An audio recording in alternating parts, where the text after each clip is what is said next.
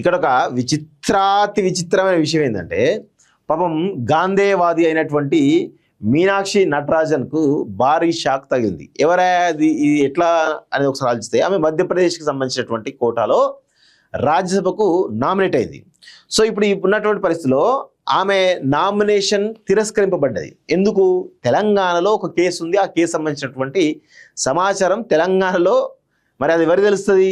కాంగ్రెస్ వాళ్ళకే తెలుస్తుంది. ఆ ఇన్ఫర్మేషన్ మధ్యప్రదేశ్లో ఉన్నటువంటి ఇవ్వడంతో అక్కడ ఇవ్వడంతో ఎన్నికల కమిషన్కి ఇవ్వడంతో వాళ్ళు రిజెక్ట్ చేయడం జరిగింది. సో ఇది పెద్ద పాపం ఈమె మీద పగ పట్టిరు. ఎవరు? సొంత పార్టీ నాయకులే, ఎవరో కాదు. మధ్యప్రదేశ్ రాజ్యసభ ఎన్నికల్లో నామినేషన్ తిరస్కరణ. తెలంగాణ కోర్టులో క్రిమినల్ కేసు పెండింగ్లో ఉన్న అఫిడవిట్లో పేర్కొనలేదని బీజేపీ అభ్యర్థి ఫిర్యాదు. నామినేషన్ తిరస్కరిస్తూ రిటర్నింగ్ అధికారి నిర్ణయం. కాంగ్రెస్ ఆగ్రహం. ఈసీకి ఫిర్యాదు చేసేందుకు ప్రయత్నం.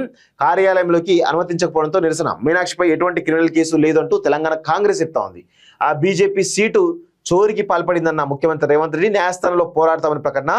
నేడు కాంగ్రెస్ ప్రతినిధి బృందం కలిసేందుకు ఈసీ అనుమతి. ప్రజాస్వామ్యాన్ని కూని చేసినటువంటి బీజేపీ అంటూ మీనాక్షి నటరాజన్ చాలా స్పష్టంగా చెప్తోంది. అయితే ఇక్కడ ఈమె మీద కేసు ఉందనేటువంటి విషయం ఎవరికి కూడా తెలియదు. మరి ఈ సమాచారాన్ని తెలంగాణ కాంగ్రెస్లో ఉన్నటువంటి ఎవరైతే మీనాక్షి నటరాజన్ అంటే పడని వాళ్ళు ఎవరైతే ఉన్నారో వాళ్ళు మధ్యప్రదేశ్లో ఉన్నటువంటి బీజేపీ నేతలకు కొంత సమాచారం ఇస్తే వాళ్ళు అక్కడ ఉన్నటువంటి ఈ క్రిమినల్ కేసు సంబంధించినటువంటి ఇన్ఫర్మేషన్ను అక్కడ ఇవ్వడం జరిగింది. సో దాంతో ఆమె నామినేషన్ తిరస్కరింపబడ్డది. మరి ఆమె మరి ఫిల్ చేసేటప్పుడు నా మీద ఏం కేసులు ఏంది అని ఫిల్ చేయాలి కదా, ఎందుకు ఫిల్ చేయలేకపోయింది?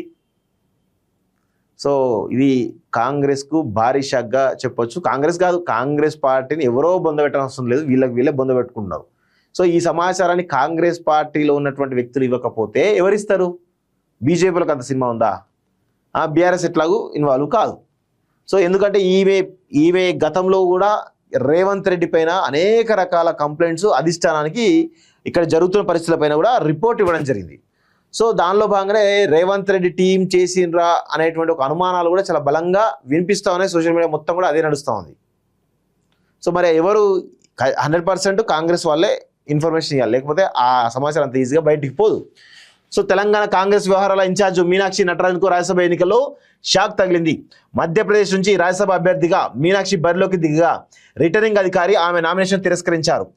తెలంగాణలో మీనాక్షి నటరాజన్పై ఓ క్రిమినల్ కేసు నమోదైందని, కానీ ఆ వివరాలను ఆమె అఫిడవిట్లో పేర్కొనకుండా దాచారంటూ బీజేపీ అభ్యర్థి మహేష్ కేవత్ ఫిర్యాదు చేయడంతో రిటర్నింగ్ అధికారి నిర్ణయం తీసుకున్నారు. ఇది దేశవ్యాప్తంగా కలకలం రేపింది. ఈ నిర్ణయంపై కాంగ్రెస్ పార్టీ తీవ్ర ఆగ్రహం వ్యక్తం చేసింది. మధ్యప్రదేశ్లో అధికారంలో ఉన్నటువంటి బీజేపీ ఎన్నికల్లో గెలవలేక కుట్రకు తెరదీసిందని మండిపడింది. గాంధేయవాది అయినటువంటి మీనాక్షిని ఎదుర్కోలేక లేని క్రిమినల్ కేసుల పేరుతో ఆమెను అడ్డుకునేటువంటి ప్రయత్నం చేస్తున్నారని ఆగ్రహం వ్యక్తం చేసింది. దీనిపై ఎన్నికల కమిషన్కు ఫిర్యాదు చేసేందుకు ఏఎస్సీ అగ్రనేతలు కేసీ వేణుగోపాల్, జయరాం రమేష్, సచిన్ పైలట్, భూపేష్ బఘెల్ తదితరులు ఈసీ ప్రధాన కార్యాలయం వద్దకు వెళ్లారు. అయితే ముందస్తు అనుమతి తీసుకున్నందున వారిని కార్యాలయంలోకి అనుమతించబోమంటూ సెక్యూరిటీ వారికి అనుమతి ఇవ్వకుండా పక్కన పెట్టేసింది అనేది చాలా స్పష్టంగా తెలుస్తా ఉంది. సో దీంతో వారు ఈసీ కార్యాలయం వద్ద ధర్నాకు దిగారు. ఎన్నికల కమిషన్ బీజేపీకి అనుబంధ సంస్థగా మారిపోయిందని ఆరోపించారు. పట్టపగలే ప్రజాస్వామ్యాన్ని బీజేపీ కూని చేస్తున్న ఎన్నికల కమిషన్ స్పందించకపోవడం దారుణమని అన్నారు. దీనిపై తాము న్యాయస్థానాన్ని ఆశ్రయిస్తామన్నారు. అంతేకాకుండా బుధవారం ఈసీ కార్యాలయం వద్ద నిరాహార దీక్ష చేపడతామని ప్రకటించారు. బలం లేకపోయినా బీజేపీ మూడో అభ్యర్థి. 230 అసెంబ్లీ స్థానాల మధ్యప్రదేశ్లో 3 రాజ్యసభ స్థానాలకు ఈ నెల 18న ఎన్నికలు జరుగుతున్నాయి. 164 మంది ఎమ్మెల్యేల అధికార బీజేపీకి 2 స్థానాలు, 63 మంది ఎమ్మెల్యేలు ఉన్నటువంటి కాంగ్రెస్కు 1 స్థానం దక్కేటువంటి అవకాశం ఉండగా కమలం పార్టీ 3వ అభ్యర్థిని కూడా బరిలోకి దించింది. కాంగ్రెస్ తరఫున మీనాక్షి నటరాజన్ పోటీలో ఉండగా ఆ పార్టీ ఎమ్మెల్యేలో కొందరిని క్రాస్ ఓటింగ్ కు పాల్పడేలా చేయడం ద్వారా 3వ స్థానాన్ని కూడా కైవసం చేసుకోవాలని బీజేపీ వ్యూహం పడింది. అయితే దీన్ని అడ్డుకునేందుకు కాంగ్రెస్ పార్టీ తమ ఎమ్మెల్యేలు కర్ణాటకలో క్యాంపును తరలించేందుకు ఏర్పాట్లు చేసింది. కానీ కాంగ్రెస్ ఎమ్మెల్యేలు విమానాశ్రయానికి చేరుకోక ముందే మీనాక్షి నామినేషన్ తిరస్కరణకు గురైంది. దీంతో 3 స్థానాల్లో బీజేపీ ఏకగ్రీవంగా గెలుచుకునేటువంటి పరిస్థితులు నెలకొన్నాయి. సో ప్రజాస్వామ్యం పట్టపగలే కూని అంటూ చూస్తున్నాం. సో విషయం ఏంటంటే ఇప్పుడు మీనాక్షి నటరాజన్ పైన కేసు ఉంది. మరి ఆ సమాచారం ఎవరిచ్చారు? తెలంగాణ కాంగ్రెస్ వాళ్ళే ఇస్తే మరి ఇక్కడ 3వ అభ్యర్థి ఎట్లా పెడతారు బీజేపీ? అంటే ఏదో గూడుపుటాన్ని చాలా పెద్ద ఎత్తున నామినేషన్ తిరస్కరించాలనే దాంట్లో గూడుపుటాన్ని చాలా బలంగా జరుగుతూ ఉంది. దానిలో భాగంగానే ఇది. సో మీనాక్షిపై నమోదైన కేసు నేపథ్యం, మీనాక్షి నటరాజన్పై నమోదైన ప్రైవేట్ కేసు నేపథ్యం బీజేపీ వర్గాలు చెప్తున్న ప్రకారం ఇలా ఉంది. 2025 ఆగస్టు 20న హైదరాబాద్ నాంపల్లి మెట్రోపాలిటన్ మేజిస్ట్రేట్ కోర్టులో ఏ శ్రీలత అనేటువంటి మహిళ ఒక ప్రైవేట్ ఫిర్యాదు దాఖలు చేశారు. ఆమె ఫిర్యాదులో మీనాక్షి నటరాజన్ను 4వ నిందితురాలుగా చేర్చారు. భారతీయ న్యాయ సంహితలోని పలు సెక్షన్ల కింద ఫిర్యాదు నమోదైంది. ఈ ఫిర్యాదును విచారణకు స్వీకరించిన న్యాయస్థానం 17 సెప్టెంబర్ 2025న మీనాక్షి నటరాజన్కు వివరణ ఇవ్వాలని నోటీసులు జారీ చేసింది. ఆమె కోర్టుకు హాజరై సమాధానం ఇవ్వాలని ఆదేశించింది. మీనాక్షి తరపున న్యాయవాది కోర్టులో కౌంటర్ దాఖలు చేశారు. ఇవి కేవలం రాజకీయ ఆరోపణలని, కేసును కొట్టివేయాలని కోర్టు కోరారు.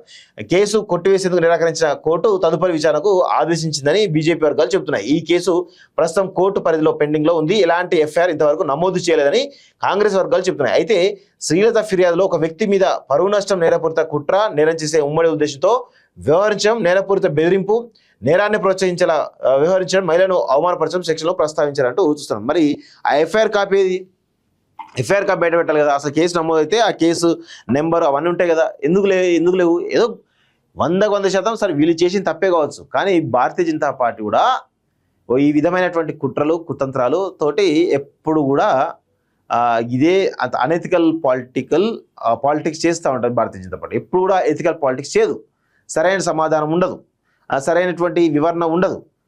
ఎప్పుడు కూడా దాడి చేయడము, ఒక రకమైనటువంటి విధంగా ప్రచారం చేయడం తప్ప వీళ్ళు ఏమీ చేయరు. సో చాలా దారుణంగా విద్వేషాలతోటి రాజకీయం చేస్తూ ఉంటారు భారతీయ జనతా పార్టీ.